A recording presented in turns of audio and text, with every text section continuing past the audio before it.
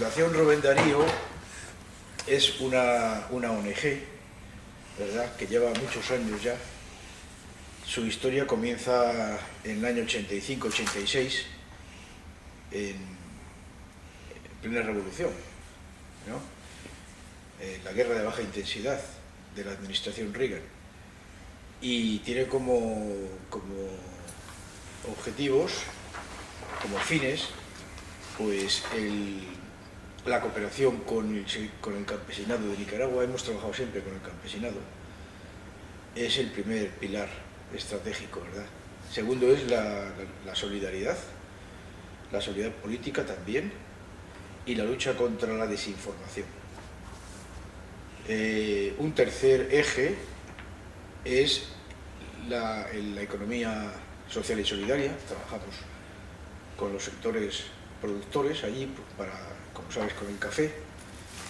Y el último es un código ético que nos interesa mucho y nos parece muy importante, el tipo de activo o de persona que trabaja con nosotros, ¿no?, sean patronos o sean colaboradores. Código ético es muy importante. Tenemos un código ético que ya aprobamos en el año 1997. Estos son los ejes un poco. Bien. A ver, ahora habéis celebrado el viernes pasado el aniversario, ¿no?, los 80 aniversario, ¿no?, del asesinato de Sandino. Que fue justo el 21, ¿no? Exactamente, el 21 del 33. De 1934. 34, sí. Sandino, general Sandino, pues estaban en conversaciones con el presidente Juan Bautista Sacasa, conversaciones de paz, porque los marines yanquis habían ido ya de Nicaragua un año antes, como consecuencia de su derrota militar. Su derrota militar frente a una guerrilla que levanta Sandino, ¿verdad?, por la soberanía nacional, cuando todos los dos partidos que había fundamentales en Nicaragua, que era el Partido Liberal y el Partido Conservador, se rinden ante los Estados Unidos y entregan las armas después de una guerra civil que tienen entre ambos, y intervienen los Estados Unidos militarmente. Y estando en Nicaragua, los marines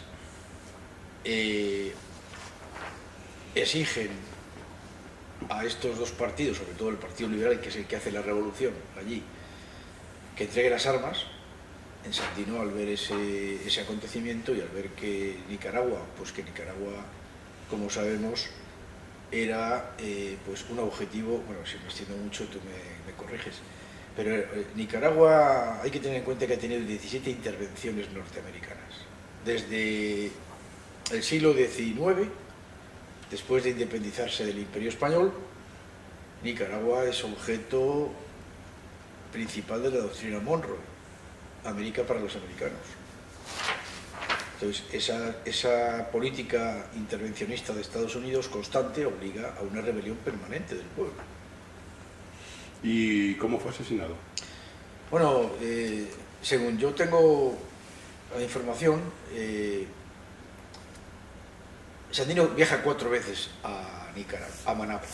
Sandino está en San Rafael del Norte, arriba de Jinotega, de ahí tiene su cuartel en la selva, en las montañas, y cuando los Estados Unidos ya deciden marcharse de Nicaragua, los marines, después de 7 años, que no consiguen eliminar la imagen de Sandino. Sandino se ha vuelto muy popular, nacional e internacionalmente.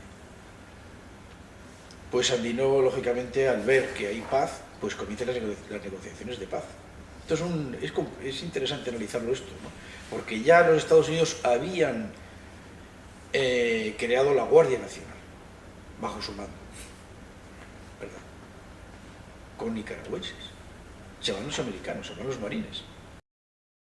Sandino comienza las negociaciones con el presidente mismo, Juan Bautista Sacasa, y viaja 4 veces a Managua, y Sandino exige que la Guardia Nacional sea constitucional, porque no está...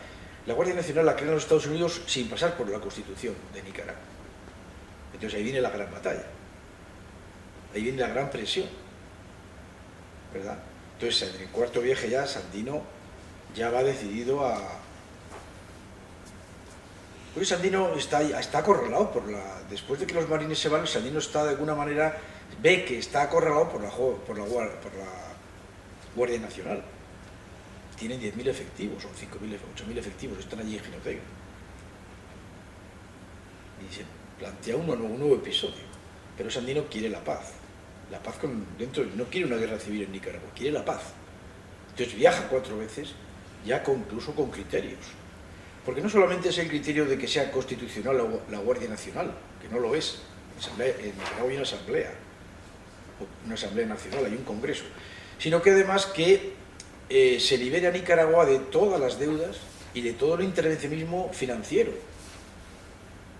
a cual está sometido.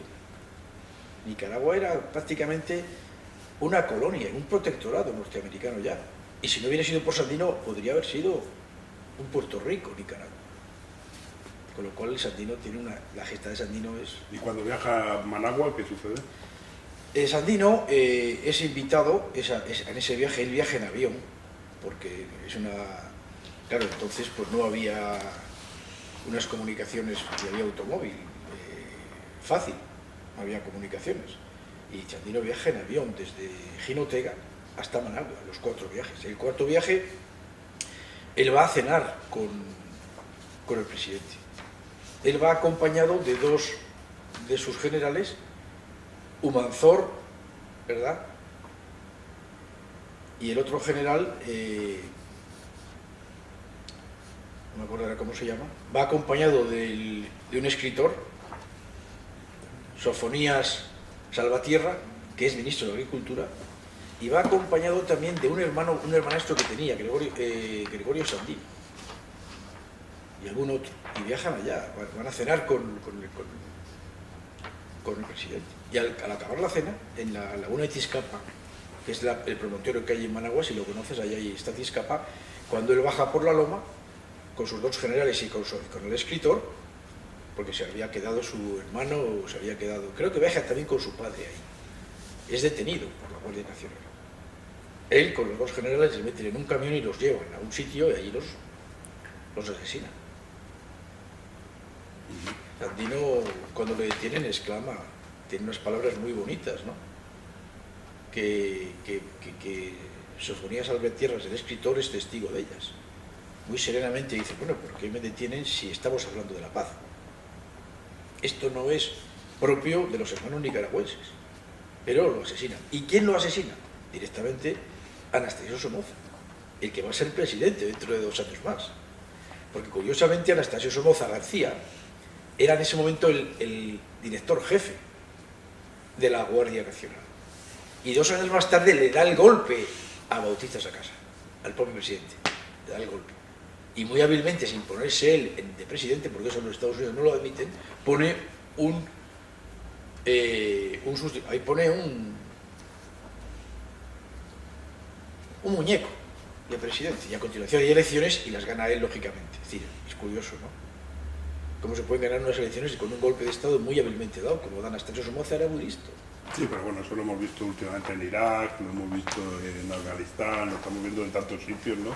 En Libia. Efectivamente. Es una estrategia que no es... Efectivamente, pero que ya la empleaban entonces.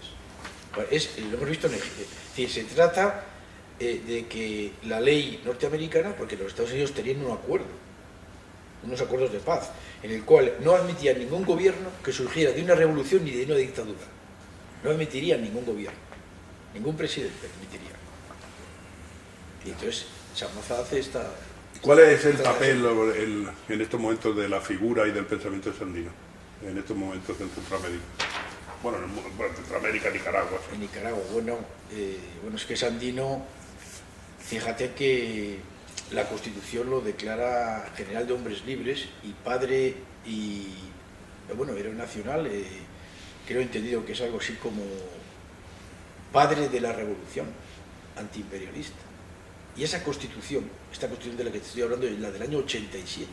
Tiene la Constitución que se aprueba en Nicaragua después de un debate tremendo en todo el país en plena guerra. Porque la guerra de intensidad que conocemos contra el triunfo de la revolución dura desde 80-81, cuando entra Reagan después de Carter, hasta el 90. Hasta el 90, que es cuando el Frente Sandinista pierde las elecciones, en las urnas. En el año 87 ya hay una constitución democrática.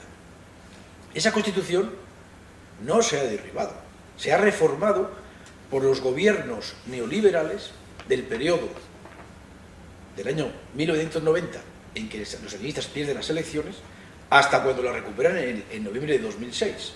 Digamos que el periodo comienza el 1 de enero de 2007, el nuevo Daniel Ortega. Durante ese periodo hay 3 reformas constitucionales, pero ninguna reforma suprime esta introducción, esta declaración, estos títulos, esta honra que le dan a Sandino. Es decir, Sandino es de toda la... Nadie cuestiona a Sandino en Nicaragua, ni siquiera la derecha. Es lo más significativo, porque Sandino, la gesta de Sandino fue para toda Nicaragua. Entonces, claro, Sandino es un emblema, es un patrimonio histórico, cultural. Sandino tiene todo un pensamiento ideológico, tiene un ideario impresionante. Un ideario, fíjate bien, Paco, que rescata Carlos Fonseca Amador, Carlos Fonseca Amador, que también está en la Constitución como héroe nacional. Carlos Fonseca Amador es un personaje, es el fundador del Frente Sandinista con Tomás Borges. Y Carlos Fonseca trabaja el pensamiento de Sandino para hacer el Frente Sandinista, porque es el que le da a la guerrilla que surge después de la Revolución Cubana, 59, la guerrilla que surge en Nicaragua, tarda unos años en darse nombre y se acaban llamando sandinista. Es decir, rescatan a Sandino, reencarnan a Sandino, porque lo más importante de Sandino no es lo que consigue Sandino, sino el ejemplo moral, su concepción de la soberanía nacional, que es fundamental, porque es la lucha por la soberanía nacional. Es decir, es como si entran en tu casa y tú tienes que recuperar tu casa, que es tuya. Entonces Sandino es el padre de la nación nicaragüense. Fue esa casualidad, esa circunstancia. ¿Y cuál es la situación actual de Nicaragua? Tanto a nivel... La situación actual de Nicaragua... Interior como su relación con Latinoamérica. Claro, Nicaragua hoy atraviesa situaciones... Una situación compleja, ¿verdad? Compleja porque, claro, el imperialismo norteamericano está feroz, como sabes. Está en todo el mundo, desestabilizado a todo el mundo. Está desestabilizado a todos los países que quiere trastocar el gobierno para poner gobiernos afines. Ya no están utilizando la intervención militar. Después de Afganistán y Irak, están utilizando instrumentos, oposiciones de esos países. Fíjate, en Siria están utilizando a la yihad, a la Al-Qaeda, que está financiado por Arabia Saudí. Ellos no van allí con los submarines. 60.000 mercenarios ahí en Siria. Sí, exactamente. Se aprovecha, Estados Unidos está compartiendo hegemonía con otros países propios, afines a suyos, a base de darles participación. Ahí tienes el caso de Ucrania. La desestabilización de Ucrania es apoyando a la propia oposición allí, fascista. Entonces Estados Unidos hoy nos tiene cogidos con el Centro Nacional de Inteligencia. Sabe lo que hace, sabe lo que hace cualquier gobierno y se adelanta. Entonces es muy preocupante. Entonces en Nicaragua no ha conseguido crear un terciopelo, una revolución de terciopelo, ni ha conseguido levantar allí a la oposición. El Frente Sandinista tiene mayoría parlamentaria, absoluta. Tiene, creo que del orden de los 69 diputados, de 92 diputados.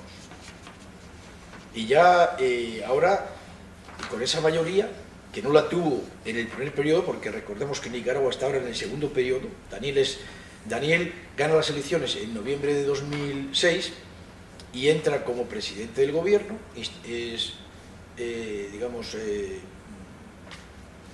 toma la bandera presidencial, la banda presidencial, el 1 de enero del 2007. pero no tiene mayoría parlamentaria, hay el Frente Sandinista. Hay unos partidos ahí, ¿verdad?, que es el Partido Liberal Constitucionalista de Arnoldo Alemán. Hay otro partido que es el partido más pro-yanqui,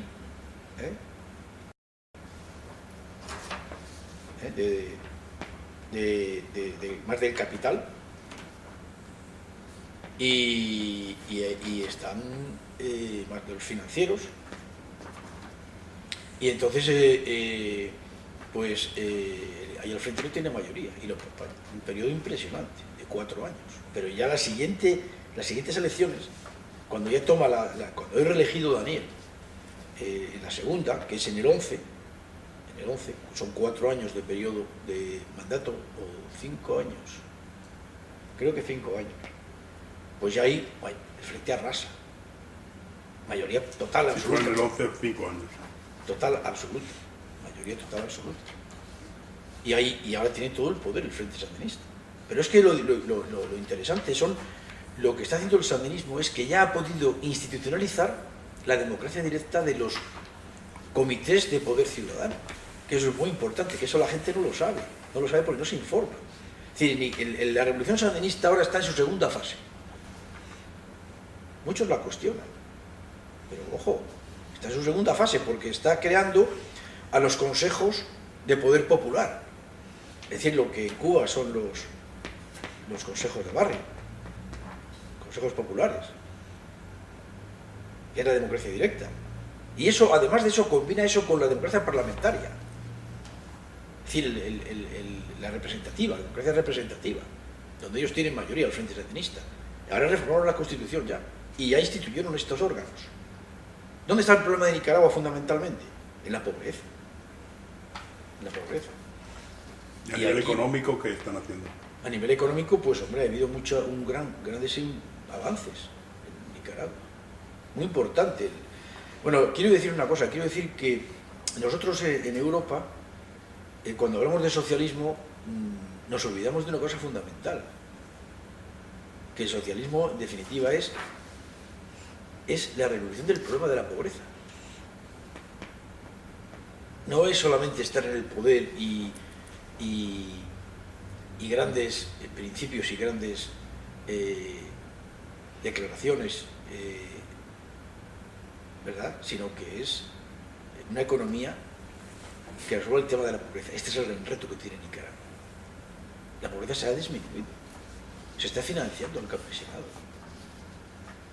Crédito, está habiendo mucho crédito que viene de Venezuela.